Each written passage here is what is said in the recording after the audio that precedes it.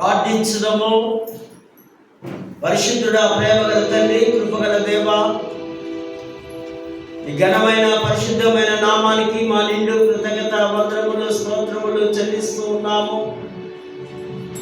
గడచిన కాలమంతా మీరు ఇచ్చిన కాపుదల భద్రతను బట్టి మమ్మల్ని సజీవ లెక్కలో ఉంచి మరొక పరిశుద్ధ వారాన్ని మేము అనుభవించడానికి, క్రీస్తులో అడుగులో అడుగు వేసుకుంటూ మేము ప్రయాణించడానికి, వాక్యపు వెలుగులో మేము జీవించడానికి, లోతైన విశ్వాసంలో మీ స్వరము ద్వారా మీ స్వరాన్ని వినిపిస్తే మేము నిండుగా మెండుగా బలమైనటువంటి విశ్వాసంలో జీవిస్తున్నామని ప్రభువానికి వందనాలు చెల్లిస్తూ, శక్తి చేత బలం చేత మీ యొక్క మర్మాన్ని, దేవుని వాక్యాన్ని మేము సులువుగా అర్థం చేసుకోవడానికి సహాయం చేయగలరంటూ యేసు నామమున వేడుకుంటున్నాము తండ్రి, ఆమేన్. దయచేసి కూర్చుందాం.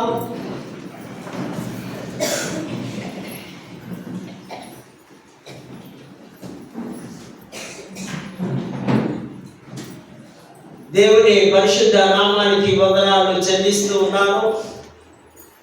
మహాదేవుని కృప, మరొక పరిశుద్ధ వారంలోనికి దేవుడు మనల్ని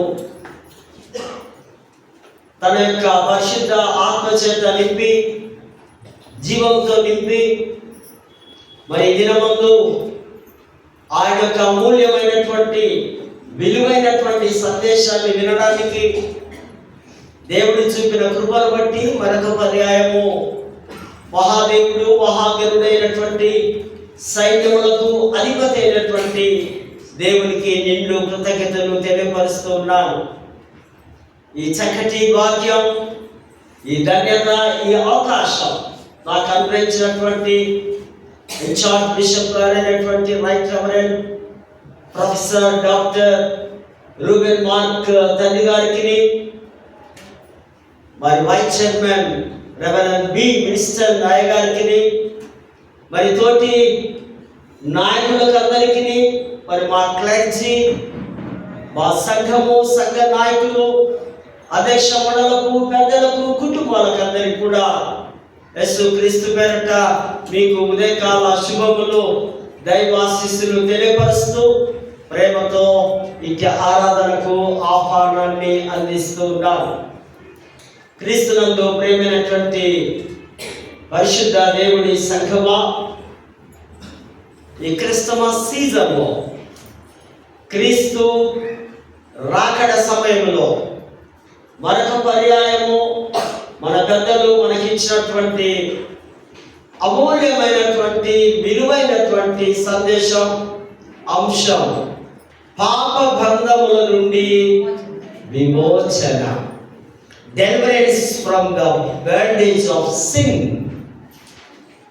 పాప బంధకాలు చాలా స్ట్రాంగ్గా ఉన్నాయి. చాలా విడిపించరాని లేదా విడుదల కాని విధంగా ఆ సంఖ్యలతో బంధించబడ్డాం. సిన్, పాపం అంటే అందరికీ ఇష్టమే. సిన్ ఈజ్ వెరీ టేస్టీ, చాలా రుచిగా ఉంటుంది. పాపం చేయని వాడు మీరు ప్రపంచమంతా వెతకండి, ఎవరైనా కనిపిస్తారా? పాపము లేకుండా ఉన్నది ప్రపంచ సృష్టిలో ఒకే ఒక వ్యక్తి, ఆయనే యేసు ప్రభువారు. హల్లెలూయా, హల్లెలూయా. ఆ పాపం లేని వ్యక్తి యేసు ప్రభువనే. అతన్ని మనము దేవునిగా కొలుస్తున్నాం, దేవునిగా ఆరాధిస్తున్నాం. అసలు వాట్ ఈస్ సిన్? సిన్ అంటే ఏమిటి? పాపం ఎలా ఉంటుంది? దాని యొక్క స్వభావం ఏంటి? దాని లక్షణాలు ఏంటి? దాని స్వరూపం ఏంటి? దాని అలవాట్లు ఏంటి? అనేక రకాలుగా ఈ పాపం గురించి కొన్ని నిమిషంలో మనం ధ్యానం చేసుకుందాం. పాపము మన ఇంటిలోనికి ఒక గెస్ట్ లాగా వస్తుంది. బాగా వినాలి, నన్ను చూడాలి, ఎక్కడా చూడద్దు. పదే పదే చెప్తున్నా. పాపము మన ఇంట్లోనికి గెస్ట్, ఒక చుట్టం.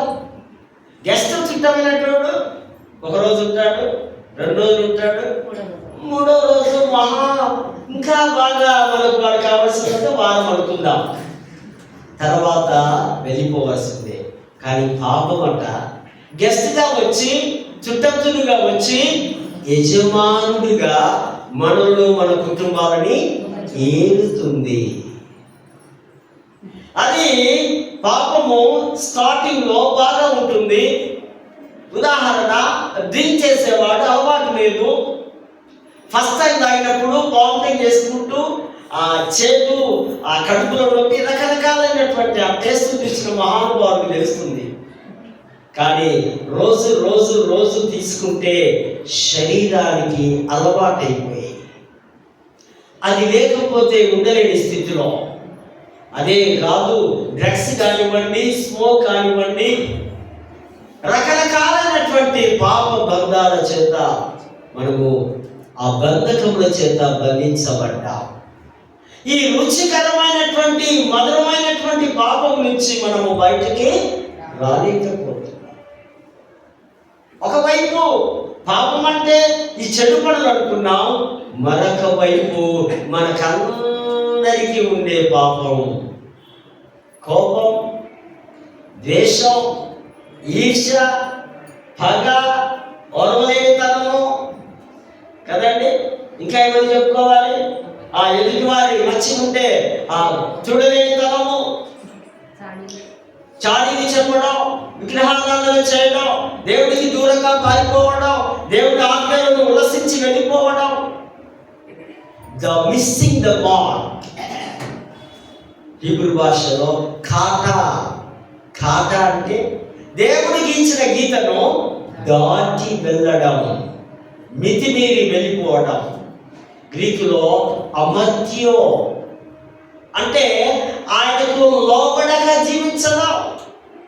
దేవుడికి, దేవుడి మాటలకు కొన్నిసార్లు కఠినంగా ఉన్నప్పుడు మనము ఎంత మంచి విశ్వాసమైనా లోబడలేని పరిస్థితిలో, దేవుడి సేవకులు ఏదైనా చెబితే వెంటనే దానికి విరోధముగా మాట్లాడి, తనకు ఒకవేళ నచ్చకపోతే దాన్ని 10 మందికి చెప్పి తను దాన్ని సుదీర్ఘంగా పెద్ద ఇష్యూ చేయడం. పాపం చాలా భయంకరమైనది. కనుక యేసు ప్రభు అంటున్నాడు, ఆయన మత్తయి సువార్త 1వ అధ్యాయంలో చక్కగా ఆ యొక్క మనుషుల పాపము నుండి ఆయన వారి పాపము నుండి యేసు ఆయన వారిని రక్షించదు. నీకు పాపం పోవాలంటే నీలోనికి యేసు రావాలి. సింపుల్. యేసు లేకపోతే, యేసును చేర్చుకోకపోతే నీ జీవితాంతము ఆ పాపం ఊబిలో ఉండిపోతావు. ఆయన వచ్చిన కారణం అదే. ఆయన పరలోకము నుండి భూలోకానికి దిగి రావడం, నశించిన వారిని వెదకి రక్షించడానికి. God grace. ఆయన వెతుకుతూ ఉన్నాడు. ఆయన వెతుకుతున్నప్పుడు మనం అందరం కూడా కనిపించాం. కనపడగానే నా బిడ్డ, oh my son, oh my daughter, come to me, నా దగ్గరికి రా, నేను చేర్చుకుంటా, నీ పాప దోషం నుంచి నేను విడిపిస్తాను. పాపము చేయవలసినవి చేయక, చేయరానివి చేయడమే పాపం. అబద్ధం ఆడద్దు అంటే ఆడుతున్నాం, అదే పాపం. ఆదివారం గుడికి వెళ్ళాలి, మా బంధువులు వచ్చినారు, మా ఫ్రెండ్స్ వచ్చినారు, లేదా మేము ఎక్కడో అవుట్కట్స్ వెళ్తున్నాం, దట్ ఈస్ సిన్. పాపం అంటే ఏదో చేయడం కాదు, దేవుడి ఆజ్ఞల నుంచి తప్పిపోవడమే పాపమని దేవుడి వాక్యము సెలవిస్తుంది. పాపము చేసే ప్రతివాడు పాపానికి బానిస, దాసుడు. ఈ పాపమే యజమానుడే కూర్చుంటుంది, అదేమో దాసుడుగా మనం ఉండిపోతాం. కనుక పాపాల నుంచి తొలగించడానికి క్రియ ద్వారానే మాత్రమే కాదు, కానీ దేవుని నోట నుండి వచ్చే ప్రతి ఆజ్ఞను ధిక్కరించడమే, అంటే ఆ మాట వినకపోవడమే పాపమని దేవుని వాక్యము సూటిగా తెలియపరుస్తుంది. ఇదొక స్థితి, పాపపు స్థితి, ఇదొక ఉనికి. ఆ ఉనికిలోనే మనము జీవిస్తూ ఉంటున్నాం. పాపాన్ని తీసివేసేవాడు, పాపరహితుడిగా యేసు ప్రభు ఈ లోకానికి వచ్చున్నాడు. పాపం యొక్క లక్షణాలు కొన్ని చూద్దాం. కొన్ని లక్షణాలు ఉంటాయి. పాపం యొక్క లక్షణం ఏంటంటే ముందు అపనమ్మకం. ఇది నిజమా? ఎక్కడ చూస్తాం? ఇది ఆదికాండము 3వ అధ్యాయం. దేవుని మాటను ప్రక్కన పెట్టి ఎవరి మాట వినాలంట? సైతాను మాట విన్నాను మీరు. అంటే పాపము లక్షణంలో అపనమ్మకం ఉంది. దేవుని హృదయం నుంచి తొలగించి ఆ యొక్క సైతాన్ని ఎప్పుడు చేర్చుకుంటావో నీవు దేవుని స్వభావాన్ని ఈ మానవుడు మొదటి ఆదాము నమ్మలేదు. ఆయన గుణలక్షణాలను నమ్మలేదు, ఆయన ప్రేమను నమ్మలేదు, ఆయన తనను తన స్వరూపంలో తన కోరికలో చేసినాడని నమ్మలేదు. కానీ ఈ యొక్క అపనమ్మకం కలిగించే సైతాను మాటని విని లోబడిపోయాడు. అది ఆ అపనమ్మకంగా. మరి నేటికి యూదులు కూడా మెస్సియా అన్నవే అంటున్నారు, కానీ యేసు ప్రభువే మెస్సియా అని వారు నమ్మడం లేదు. ఈ రోజు మీరు వెళ్ళి యెరూషలేములో ఆ యూదుల గుంపు ఒక ఏరియా ఉంటుంది. అక్కడికి మీరు జీసస్ క్రైస్ట్ గురించి గోస్పెల్ చెప్తే వారు వినరు, గెట్ లాస్ట్ అని చెప్తారు. మాకు మెస్సియా వస్తున్నాడు, ఆయనే మమ్మల్ని విడిపిస్తాడు. ఈ అపనమ్మకం నెంబర్ 1. నెంబర్ 2, హృదయ కాఠిన్యము. వారి హృదయాలు ఎంతగానో కాఠిన్యం చెంది ఉన్నాయి. దేవుని యొక్క ఆ మంచి మనసు, దేవుని ప్రేమను పక్కన పెట్టి సైతానుడు ఏది చెబితే వాటి వైపు తిరిగి వారి హృదయం అంతా గాయపరచబడి, హృదయము అన్నిటికంటే మోసకరమైంది సుమి. హృదయాన్ని ఎప్పుడూ నమ్మడానికి వీలు లేదు. ఈ మనస్సు రకరకాలుగా ప్రయాణిస్తూ ఉంటుంది. హృదయ కాఠిన్యము కలిగి దేవుని ప్రక్కన పెట్టినట్టుగా మనము చూస్తున్నాం. దేవుని యొక్క ప్రేమ, దేవుని కృపను మర్చిపోయి యొక్క శోధకుడి మాటలు విన్నట్టుగా చూస్తున్నాం. 3వదిగా గర్విస్తూ ఉన్నారు. గర్వము నాశనానికి ముందు నడుస్తుందని ప్రసంగి సామెతల గ్రంథకర్త అంటూ ఉన్నాడు. ఈ యొక్క గర్వము ఆ లోపల వచ్చింది ఆ కుయుక్తి మాటల ద్వారా. ఇదిగో ఆ పండు తింటే చాలా మీరు బ్యూటిఫుల్ గా ఉంటారు.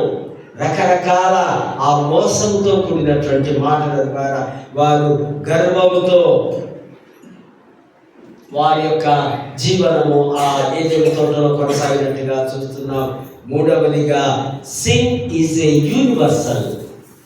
ఈ పాపము హైదరాబాద్ కాదు, ఇండియా కాదు, ఎక్కడికి ప్రపంచమంతా స్ప్రెడ్ అయిపోయింది. ప్రపంచంలో మానవ జాతి అంతా కూడా ఆదాము నుంచే వచ్చారు కనుక ఇది సాత్వికమైపోయినది. యూనివర్సల్ గా అందరూ మానవ జాతి అంతా కూడా పాపాన్ని ఆస్తులాగా పంచుకున్నట్టుగా పంచుకున్నారు. ఇది యూనివర్సల్ అని లేఖన భాగాలు మనకు సెలవిస్తున్నాయి. కనుకనే దేవుడు అనుగ్రహించు మహిమను ఏ భేదము లేదు. అందరూ పాపము చేసి దేవుడు మహిమ ఇస్తా అన్నాడు, షకీనా ఇస్తా అన్నాడు. దేవుడు మహిమ చూడాలా, దేవుడి తేజస్సును చూడాలనుకుంటున్నావా? అప్పుడు నీ లోపల ఈ లక్షణాలు, పాపపు బీజపు లక్షణాలు ఉండకూడదు. లేకుంటేనే నీవు చూడగలవు. మరి పాపం యొక్క ఫలితం రిజల్ట్ వస్తూ ఉంది. పిల్లలు ఎగ్జామ్స్ రాస్తే రిజల్ట్ కొరకు ఎదురు చూస్తాం. ఎప్పుడు వస్తుంది, నేను ఎప్పుడు పాస్ అవుతాను, నెక్స్ట్ నా ఫ్యూచర్ ఏంటి, నా క్యారియర్ ఏంటి అనుకుంటూ రకరకాలుగా ప్లాన్స్తో చదువుతున్నట్టుగా ఈ ఫలితాలను కూడా మనము చూస్తాం. నెంబర్ 1 ఫలితం దేవునికి దూరం కావడం, దేవునికి విరోధిగా జీవించడం, దేవుని నుండి ఎడబాటు కావడం. ఎప్పుడైతే వీరు ఆయన మాటను తప్పి ఉన్నారో, ఆయన మాటకు లోబడలేదో, వెంటనే దేవుడు వారిని వెళ్ళగొట్టడం. మీకు నాకు సంబంధము లేదు, నీవు నాకు శత్రుత్వం, నీకు నాకు అగాధం, నీకు నాకు సంబంధం లేదు. కొన్నిసార్లు మన పిల్లలు కూడా తప్పులు చేస్తే, పొరపాట్లు చేస్తే ఏమంటాం? నా ఆస్తిలో నీకు చిల్లిగా ఇవ్వం, నువ్వు నా కొడుకు కాదు, నువ్వు నా ఇంటికి నీకు నాకు సంబంధము లేదు. దేవుడు కూడా అదే అంటున్నాడు. దేవుడికి మానవుడికున్న ఆ మంచి బాంధవ్యం, ఆ మంచి బంధం తెగిపోయింది. నెంబర్ 2, నేల శపించబడడం, పాపం వల్ల కలిగే రిజల్ట్. నా పొలంలో, నా భూమిలో ఒక 4-5 సంవత్సరాలు నేను ఏమి చేయలేను అనుకోండి, వ్యవసాయం ఏమవుతుంది?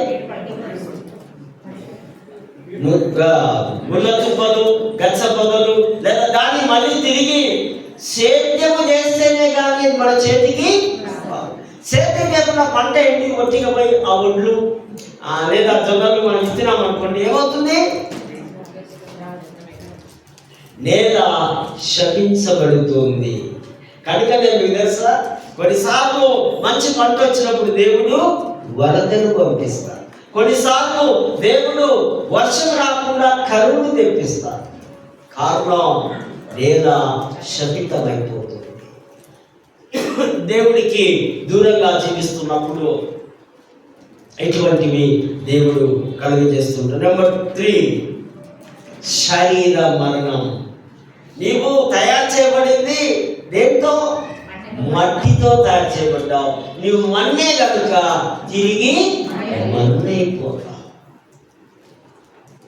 నీకు నిత్య మరణం ఉంది, కానీ విశ్వాసకి నిత్య మరణము లేదు. విశ్వాసకి ఈ శరీరానికే మరణము, కానీ ఆత్మకు మరణము లేదు. కానీ పాపంలో జీవించే వాడికి నిత్య మరణం, 2వ మరణం ఉంది. ఇవన్నీ పాపం యొక్క స్వభావాలుగా చూస్తున్నాము. 4వదిగా మానవుని యొక్క వాతావరణము మారిపోయింది. మొదటిగా దేవుడికి విరోధైపోయాడు, తర్వాత మానవుడికి, తోటి మానవుడికి కూడా విరోధైపోయాడు, తర్వాత ఈ మానవుడు సృష్టికి విరోధైపోయాడు. ఒకరికంటే ఒకరికి పడకుండా ఎందుకు పోతుంది? సంఘంలో ఒకరంటే ఒకరికి ఎందుకు ఇష్టం లేకుండా పోతుంది? వాతావరణము కలుషితమైపోయింది. ఎప్పుడైతే పాపపు లక్షణాలు, పాపపు ఫలితాలు ఉన్నాయో, అప్పుడు ఇవన్నీ కూడా ఒకరంటే ఒకరికి పడలేని పరిస్థితిలో ఈ యొక్క పాపము తీసుకొని వస్తుంది అన్నట్టుగా లేఖన భాగాల్లో మనము చూస్తున్నాం. బైబిల్ నందు పాపము నుంచి, పాపము చేసి పశ్చాత్తాపడే వారు కూడా ఉన్నారు. ఒక 7 మెంబర్స్ ఉన్నారు. ఈ దినం, ఈ క్రిస్టమస్, ఈ 3rd అడ్వెంట్ లో, ఈ యొక్క ఆ క్రీస్తు రాకడలో పాపం నుంచి మనం విడుదల కలగడమే నిజమైనటువంటి క్రిస్టమస్. హృదయమంతా పాపం పెట్టుకొని, నీ విన్నును డెకరేషన్ చేసుకొని, నీ శరీరాన్ని డెకరేషన్ చేసుకుంటూ, లేదా మీ యొక్క బంధువులకు, స్నేహితులకు రకరకాలైనటువంటి గిఫ్టులు, కానుకలు ఇస్తున్నప్పటికీ కూడా పాపము నీలో నుంచి లేకపోతే నీకు నిజమైనటువంటి క్రిస్టమస్ లేదు. సింపుల్. ఇక్కడ నీవు పాపము చేసిన వాడవైతే పశ్చాత్తాపడాలి. మనకందరికీ తెలుసు, యెషయా, యెహోషువ గ్రంథం 7వ అధ్యాయంలో ఆకాను చరిత్ర. ఆకాను ఈయన, రే బాబు, శపింపబడిన ఆ వస్తువులు, వాటిని, ఆ బంగారు వస్త్రాలను, శకిలీలు, నగలను ఏది ముట్టద్దు అన్నప్పుడు వీడు దొంగిలించి లేదా ఒక ప్రాంతంలో ఉంచినప్పుడు తర్వాత వీరి కుటుంబాన్ని, వీరి పిల్లలను రాళ్లతో కొట్టి చంపేశారు. ఆ ప్రాంతానికి ఒక పేరు పెట్టారు, అఖోరు లోయ. అఖోరు లోయ అనేటిగా పిలుస్తున్నారు. పశ్చాత్తాపడాలి పాపము చేసిన వాడు. రెండవదిగా మనం చూస్తాం, సౌలు అమాలేకులతో యుద్ధం చేసినప్పుడు వాళ్ళందరినీ చంపు అన్నప్పుడు ఈయన కొన్ని పశువులను కొన్ని ఆస్తులను వదిలేస్తాడు. ఆయన చంపకుండా అయ్యో వదిలేద్దామని. కానీ దేవుడి కోపము, దేవుడి ఉగ్రతకు తర్వాత కాలంలో ఆయన గురవుతూ ఉంటున్నాడు. దేవుడి చెప్పిన మాట వినకపోవడం తర్వాత అతను పశ్చాత్తాపం. మూడవదిగా డేవిడ్ మనకు తెలుసు, మంచి రాజు, గొప్ప జ్ఞానవంతుడు. కానీ ఒక సందర్భంలో ఆయన ఘోరమైనటువంటి పాపపు భూమిలో పడిపోయినప్పుడు కనుకనే 51వ కీర్తన, పశ్చాత్తాప కీర్తన ఆయన రాస్తూ ఉంటుంటాడు. తర్వాత పాప ఫలితంగా తన కుటుంబం అంతా డిస్టర్బ్, తన కుమారుడే అతన్ని చంపడానికి కనుక పాపము ఎంత భయంకరమైందో మనము గమనిస్తూ ఉంచుంటాం. మరి ఐదవదిగా తప్పిపోయిన కుమారుడు తండ్రి యొక్క నాలుగవది తండ్రి యొక్క మాటలు వినక తనకు రావాల్సినటువంటి సంపదను, తనకు రావాల్సిన ఐశ్వర్యాన్ని తీసుకొని నేను లోకంలోకి వెళ్ళి జల్సా చేయాలి, లోకంలో జీవించాలని వెళ్ళి తను అన్ని పోగొట్టుకొని తర్వాత అతనికి బుద్ధి వచ్చినప్పుడు అతడు పశ్చాత్తాపడుతున్నాడు. తప్పిపోయిన కుమారుడు నిజమైనటువంటి విశ్వాసిగా ఎప్పుడైతే ఆ పాపపు లక్షణాలను విడిచిపెట్టాడో అప్పుడు ఆయన పరిశుద్ధుడుగా ఎంచబడ్డాడు. తర్వాత పేతురును కూడా మనం చూస్తాం. పేతురు యేసు ప్రభు దగ్గర ట్రైనింగ్ తీసుకున్నాడు. యేసు ప్రభు అంటే బాగా తెలుసు. కానీ ఒక సందర్భంలో 3 పర్యాయములు ఆయన బొక్కినట్టుగా, అంటే ఇంకా ఆయనలో పాప స్వభావం ఉంది, పాపము మనస్సు ఉంది, అబద్ధాలనే గుణం ఉంది, యేసునే కాదన్నాడు. తర్వాత ఆయన పశ్చాత్తాపడ్డట్టుగా మనము లేఖన భాగాల్లో చూస్తూ ఉంటున్నాం.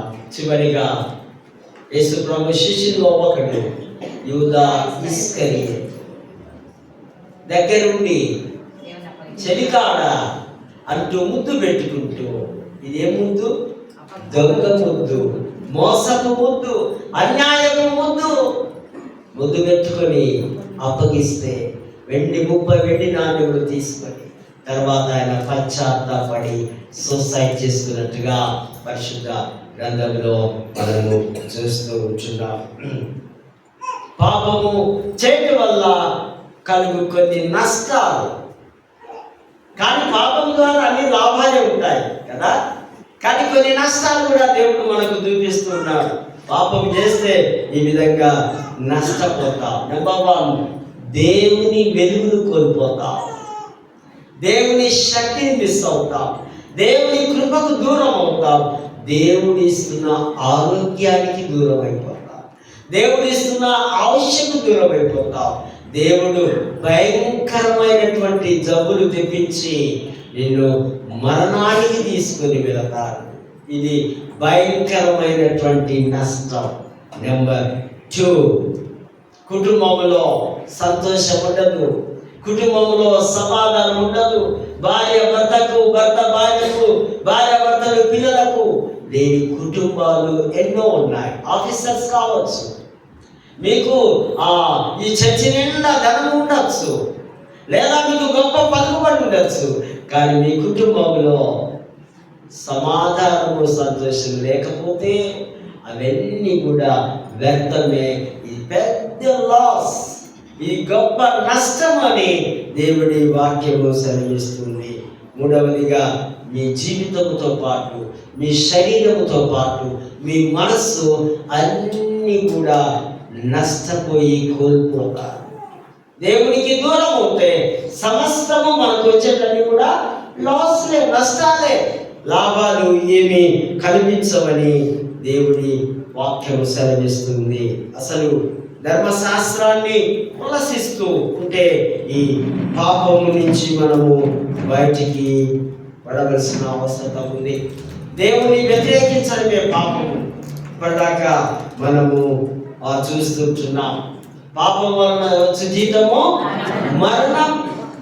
ఆ జీతము తీసుకొని ఆ మరణాన్ని పొందుకోవడం, ఆ అక్రమైనటువంటి సంపాదన తీసుకొని మరణాన్ని కొని తెచ్చుకోవడం అని లేఖన భాగాల్లో మనము చూస్తున్నాం. ఒకరు పాపం చేస్తే వారితో పాటు వారి కుటుంబీకులందరికీ కూడా శిక్ష వస్తుంది. మనకు తెలుసు కదా, ఎవరైనా గెహాజీ గురించి మనకు తెలుసు కదా. గెహాజీకి ఏమొచ్చిందట? కుష్ఠరోగం. కారణం ఆ నయమాను ఆయన శుద్ధుడైన తర్వాత ఎలీషాకు అన్ని గిఫ్టులు కానుకలు పట్టుకొని వస్తే ఈయన డోంట్ కేర్, నాకు అక్కర్లేదు, మీ నాకెందుకు అన్నప్పుడు ఇది వింటాడు. విని ఓహో అని తర్వాత అక్కడికి పోయి, అయ్యా మా అయ్యగారు ఎటులో అన్నాడు కానీ నన్ను పంపించడానికి ఇచ్చేనా అంటే, సరే నాకు ఇవ్వాల్సిన మీకు తెచ్చిన తీసుకొని ఒక చోట పెట్టప్పుడు ప్రవక్త అంటున్నాడు, బాబు గెహాజీ ఎక్కడికి వెళ్ళావు? ప్రవక్త దూరదృష్టి గలవాడు. అంటే మీరేం చేసేది తెలుస్తుంది. మీరు అనుకోవచ్చు కదా, అయ్యగారికి మా కుటుంబం మా గురించి ఏం తెలుసు. మీకు తెలుసా, మీలో మీ అందరి గురించి ఒక 50% నాకు అర్థమవుతారు. 100% అర్థం కాదనుకో, ప్రవక్తను కాదు, అట్లీస్ట్ 50% అన్నా ఎవరు ఏంటి, ఎటువంటి మనస్సు, ఎటువంటి వాయిస్, ఎటువంటి ప్రేమ, ఎటువంటి నకిలీ డూప్లికేట్స్ కూడా ఉంటారా, అవన్నీ గమనిస్తూ ఉంటాం. కానీ టైం వచ్చినప్పుడే ఖండించవలసిన అవసరం వస్తుంది. గెహాజీ పాపం ఆయనకేం తెలుసులే, ఆయన రూమ్లో రిలాక్స్ అవుతున్నాడు, ఏసీ రూమ్లో కూర్చొని అనుకున్నాడు. అన్నాడు, ఎక్కడికి పోయావంటే ఎలీషా అడిగినప్పుడు గెహాజీ అంటున్నాడు, ఎక్కడికి పోలేదు, ఇక్కడే ఉన్నా. అంటే నువ్వెక్కడికి వెళితే అక్కడికి నా ఆత్మని వెంబడి లేదా, ఇదిగో ఆయన యొక్క బహుమానం నీకు ఇస్తున్నా, ఆయన యొక్క గిఫ్ట్, ఆయన యొక్క పుష్ట నీకును నీ ఇంటి వారికి. Be care. పాపం చేసే మనస్సు నీకు ఉంటే, చెడిపోయే మనస్సు నీకు ఉంటే, అసూయ అనే మనస్సు నీకు ఉంటే, ఒకరిని నాశనం చేయాలనే మనస్సు నీకు ఉంటే, ఆటోమేటిక్గా మీ పిల్లలకు కూడా అది వస్తుంది. మీ పిల్లలకు అది వస్తుంది. లూయిస్ అనే ఒక శాస్త్రవేత్త, జీవశాస్త్రవేత్త, జెనెటిక్ సైన్సిస్ట్ అంటాడు, ప్రతి జీవి తన వంటి జీవినే కంటూ ఉంది. పులి ఉంది అనుకోండి, పులికి ఏం పుడుతుంది? పులి పిల్లనే పుడుతుంది. పాముకుంటే పాము పిల్లనే పుడుతుంది. పులి స్వభావం, పాము స్వభావం, తేలి స్వభావం, అది మనుషుల మీదకి అటాక్ చేయాలి. అనగా ఆ జీవిలో నుంచి, ఈ తల్లిదండ్రులు అనే యొక్క జీవ కణాల్లో నుంచి మనకు మొట్టమొదటి మన ఆది తండ్రి ఎవరైనా ఆదాములో ఏముంది?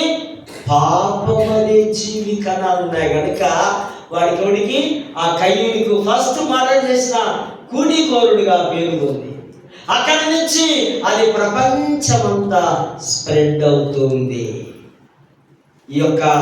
ఈ లూయిస్ అంటున్నాడు, మనిషి పాపంలోనే, మనిషి జన్మ నా అంతరంగంలో, నా తల్లి గర్భంలోనే నేను పాపిని. జన్మ పాపం వేరు, కర్మ పాపం వేరు. జన్మ పాపము ఒక చిన్న బాలుడు ఉన్నాడు అనుకోండి, ఒక 3 years వాడు, 2 years వాడు అబద్ధం చెప్పడానికి ట్రై చేస్తే చెప్పలేడు. కారణం వాడికి నోరు రాదు, మాటలు రావు. అదే 5, 6, 10, 20, 30 ఇక స్టార్ట్గా ఒక 10 years బాగున్నాడు అనుకో, వాడు వ్యభిచారం చేయడానికి వీలు లేదు. కారణం వాడిలో ఉన్నటువంటి ఆర్గన్స్, అవయవాలు అభివృద్ధి చెందలేదు. తర్వాత పెద్దగైన కొద్ది వాడు ఆ పాపములో పడిపోవడానికి అవకాశం. ఇది కర్మ పాపం. జన్మ పాపం వేరు, పుట్టుకతోనే పాపం వచ్చింది. కర్మ పాపము క్రియల ద్వారా వస్తుంది, నువ్వు చేసే పనుల ద్వారా వస్తుంది. నీ పాపము నిన్ను వెంటాడుతుంది, నీ పాపము నిన్ను విడిచిపెట్టదు. సుమి, నువ్వు అనుకుంటున్నావా ఎవరు నన్ను చూడడం లేదు, నేను చేస్తున్న ఈ పనులు చూడడం లేదు, నాకే శిక్ష లేదు. కానీ దేవుడు అంటున్నాడు, ఆయన ఆకాశం నుండి ప్రతి మనిషిని, ప్రతి నరుని, అందరినీ ఆయన చూస్తూ ఉన్నాడు. కనుక ఈ పాపం అనేది సారథకమైనది. పాపము ద్వారా ఆత్మ శరీరము రెండు నశిస్తూ ఉంటున్నాయి. ఒక ఎలిమెంటరీ స్కూల్ టీచర్ ఒక పిల్లవాడిని అడిగాడట, ఒక 20 గొర్రెలు ఉన్నాయి, అందులోకెళ్ళి 2 తప్పిపోయాయి, మిగిలిన ఎన్ని గొర్రెలు అన్నాడట. అప్పుడు ఒక పిల్లగాడు, ఇంటర్నెట్ పిల్లగాడు ఆ లెక్కలు చేస్తే 0 అని రాశాడు. అదే కదా, నీకు లెక్కలు సరిగా రావా? 20లో 2 పోతే 0 అంటున్నావు. నాకు లెక్కలు రావేమో కానీ మాస్టర్, గొర్రెల సంగతి నీకు తెలియదు. ఒక్కటి దూకితే మిగతావన్నీ కూడా వెళ్ళిపోతాయి.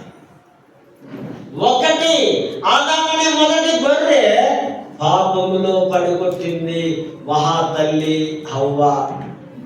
ఇక ఆదాము హవ్వ అనే గొర్రెల ద్వారా మనమందరం కూడా లైన్ కట్టినాం. ఏ ఒక్కరూ ఆ లైన్లో నుంచి బయటకు రాలేకపోతున్నారు. యేసు రక్తమే ప్రతి పాపము నుండి మనకు విడుదలనిస్తుంది, పవిత్రపరుస్తుంది.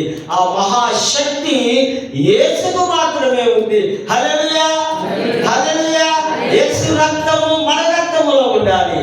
అందుకే పౌలు అంటాడు ఫిలిప్పీ 1:21, నా మట్టుకైతే బ్రతుకుతా విశ్వాసి బ్రతుకుతున్నాడంటే తన యొక్క ఈ రక్తముతో కాదు, ఈ చనిపోయిన రక్తముతో కాదు, ఈ షుగర్ రక్తముతో కాదు, ఈ క్యాన్సర్ రక్తముతో కాదు, పరిశుద్ధమైనటువంటి యేసు రక్తం.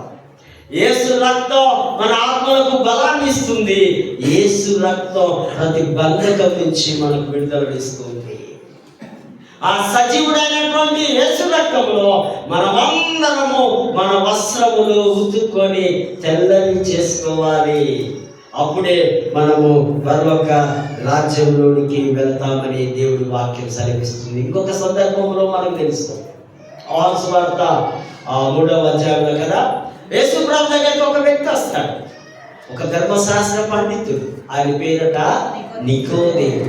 వచ్చి అంటున్నాడు, అయ్యా, పరలోక రాజ్యం లేదా దేవుని రాజ్యం వెళ్ళాలంటే ఏమి చేయాలి?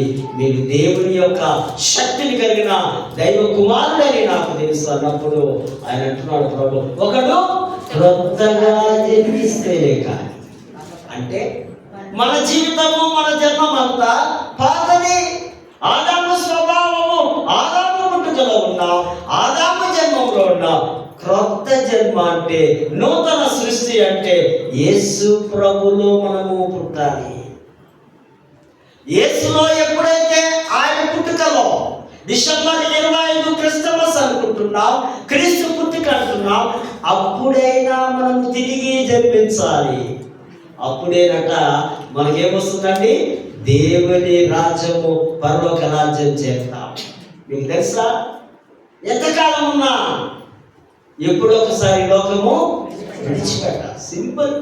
Simple logic. ఇందులో మంత్రం లేదు, మాయా లేదు, మోసము లేదు. మొన్న వారం లేట్ సుశీల గారు వచ్చారు కదండి చర్చికి. వెంటనే ఈ 2-3 రోజుల్లోని మనము చూస్తాం. ఈరోజు ఇంట్లో ఉన్నాం, మనం రేపు ఎక్కడ ఉంటాం? మన పర్మనెంట్ స్థలం అక్కడ. అక్కడికి వెళ్ళక ముందే, అక్కడికి ఎప్పుడు వెళ్తామో తెలియదు. ఈ శరీర ఆశలు, శరీర క్రియలు, శరీర బంధాల నుంచి మనము బయటికి రావాలి. దాన్ని విడిపించేవాడు, విమోచకుడు ఒక యేసు ప్రభు అని మీకు నేను మరొకసారి తెలియపరుస్తూ ఉంటాను. పాపం ఒక బానిసత్వం లాగా, ఆ బానిస జీవితంలో నుంచి మనము బయటికి రావాల్సిన అవసరత ఉంది. పాపానికి పుట్టినది ఎక్కడ? పాపం ఎక్కడ పుట్టింది? దాని బర్త్ ప్లేస్ ఎక్కడ? ఏదేను తోటలో పుట్టింది. అక్కడ పుట్టిన పాపం ప్రపంచంలో ఉన్న 243 ఇంచుమించు దేశాలంతా కూడా తిరిగిపోయింది.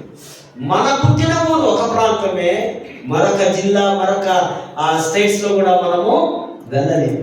కానీ ఈ పాపం సార్వత్రికమైన యూనివర్సల్ సిన్ అంతటా ప్రయాణించినట్టుగా మనము చూస్తూ ఉంటున్నాం. చదవబడిన లేఖన భాగాల్లో మనం చూస్తే పాప బంధకములో ఉన్న ఇశ్రాయేలు ప్రజలను దేవుడు కనికరించి, దేవుడు ప్రేమించి, దేవుడు వారి మొరని విని, పోన్లే పాపం ఇక వారి బానిసత్వం నుంచి విడుదల ఇస్తానని ఒక మంచి లీడర్,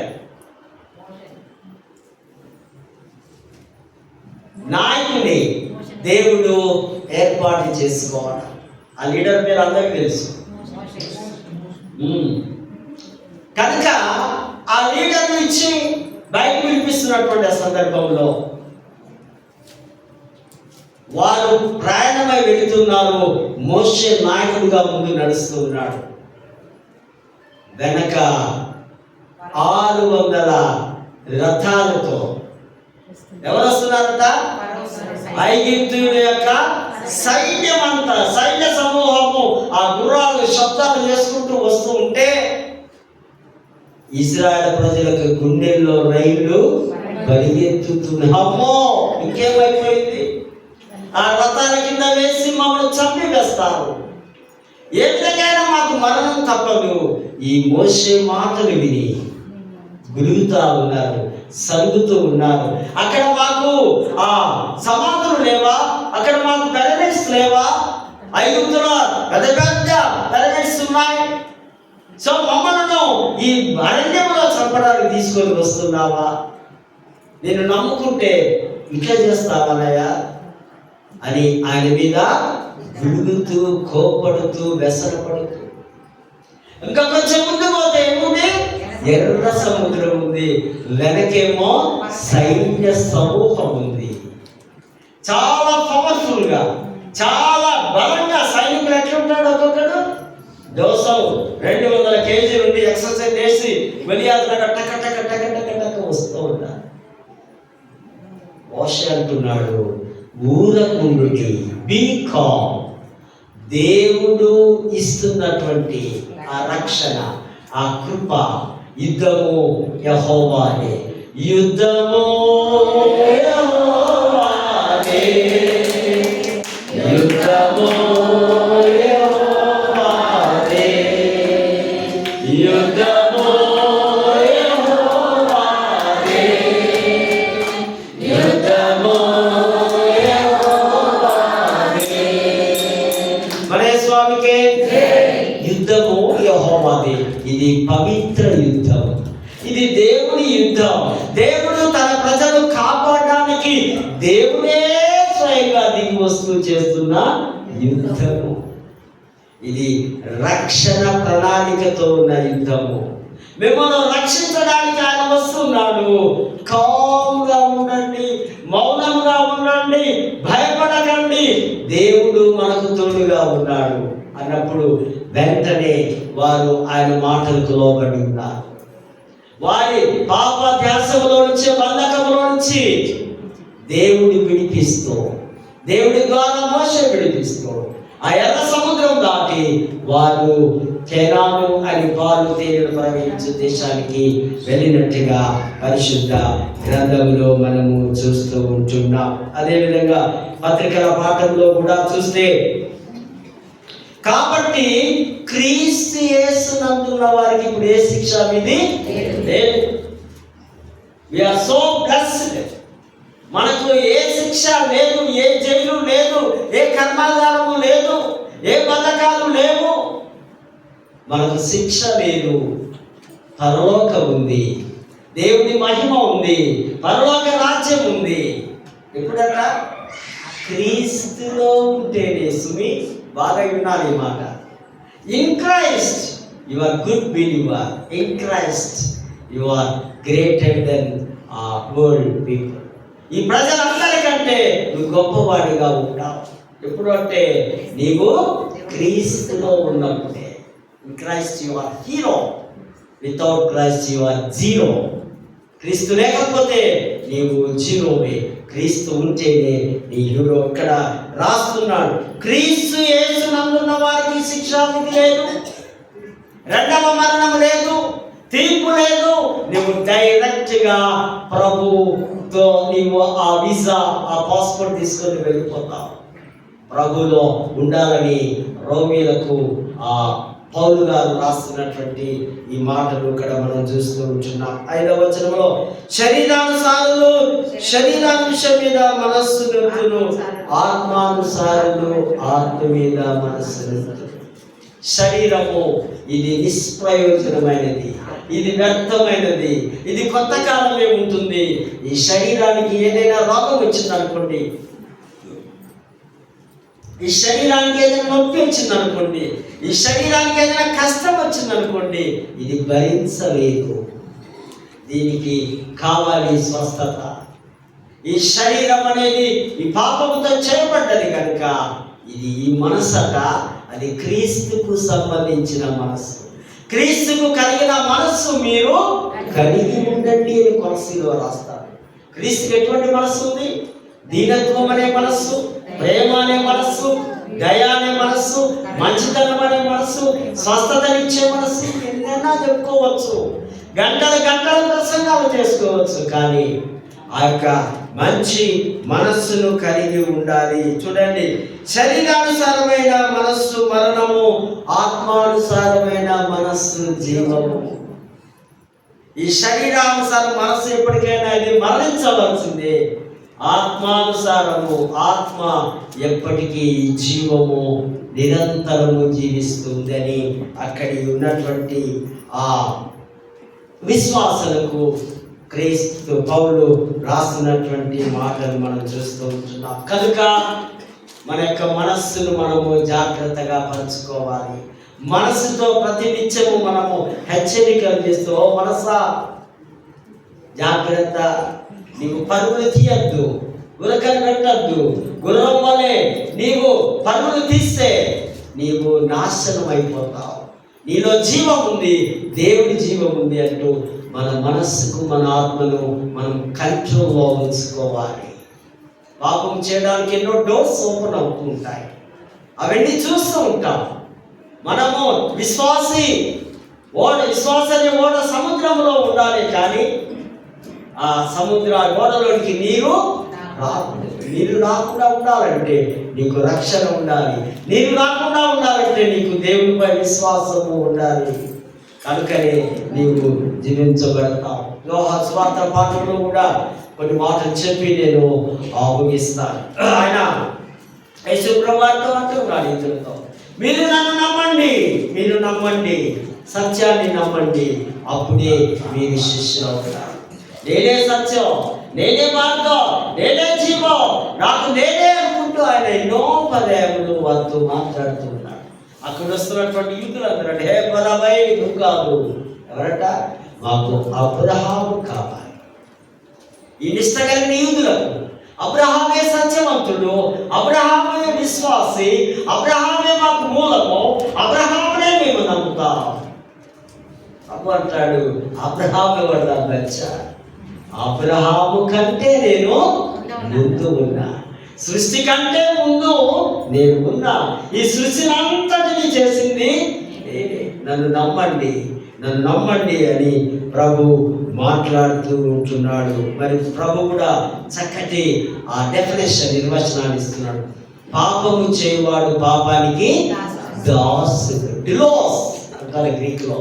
దాసత్వం, దాసుడు అంటే బానిస. బానిస అంటే నడు, అప్పటి నుంచి ఎక్కడికి వెళ్ళాడు, నడు, నో టైమింగ్స్, 24 hours అండర్ ఈ యొక్క యజమానుడు, ఈ లీడర్, ఈ నాయకుడి చేతిలో ఉండాలి బానిస.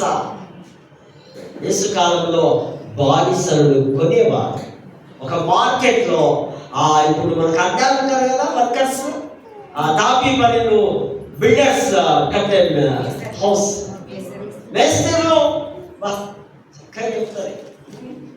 అందుకే ఆ మేస్త్రీలు ఒక అడ్డాలు ఉంటారు. అడ్డాలాగా వీరిని ఒక ప్లేస్లో బానిసలు అమ్ముతూ ఉంటారు. బానిసలను అమ్మి తిరిగి బానిసలను మనం పొందుకోవాలంటే యజమానుడికి చెల్లించాలి. ఒకప్పుడు మనం అందరిని ఎవడు కొన్నాడు? సైతానుడు కొన్నాడు. ఎవరు విడిపించారు?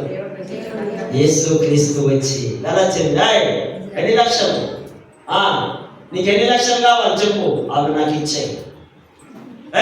ఆ పాలకు వాడికి దగ్గర 50 లక్షలు కట్టాలి, 50 లక్షల పాపాలు చేస్తున్నాడు ఆయన. చలో తీసుకో, ఆయన నాకు ఇచ్చాయి. దేవుడు వెల చెల్లించి తన అమూల్యమైన ఆ రక్తము ద్వారా, ఆ ప్రాణము ద్వారా సైతానుకు డబ్బులు కట్టి మనందరినీ ఆ పేమెంట్ వాడికి చేసి వేల కొన్నాడు. కనుక ఇప్పుడు మనం దాసులం కా, మనమందరం కూడా దేవుని బిడ్డలము, యజమానులమే. కనుక దాసత్వం ఉన్నటువంటి సైతాన్ను మన ఆ కాళ్ళ కింద త్రొక్కి వేస్తూ ఉన్నాం.